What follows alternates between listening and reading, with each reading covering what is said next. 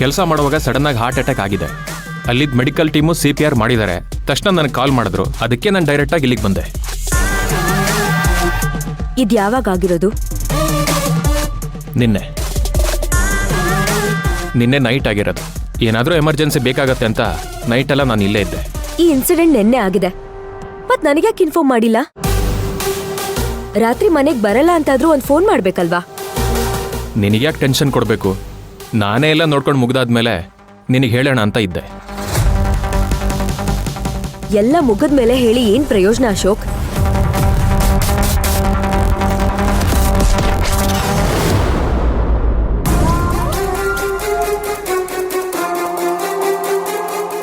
Shivagami, what do you ಮೀನ್?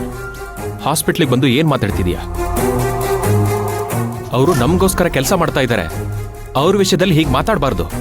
ಅದಕ್ಕೆ ಮಾತಾಡ್ತಿರೋದು. ಅವ್ರಿಗೇನೇ ಆದ್ರೂ ಮೊದಲು ನನಗೆ ಇನ್ಫಾರ್ಮ್ ಮಾಡ್ಬೇಕು. ನಾನ್ ಹೇಳ್ತೀನಿ ಅವ್ರನ್ನೆಲ್ಲಿ ಕರ್ಕೊಂಡು ಹೋಗ್ಬೇಕು, ಏನ್ ಮಾಡ್ಬೇಕು ಅಂತ. ನೀವೇ ನಿರ್ಧಾರ ತಗೊಂಡು ಏನಾದ್ರೂ ಹೆಚ್ಚು ಕಮ್ಮಿ ಆದ್ರೆ ಜನ ಯಾರನ್ನ ಬಂದ್ ಕೇಳ್ತಾರೆ? ಶಿವಗಾಮಿಂತಾನೆ ಕೇಳ್ತಾರೆ.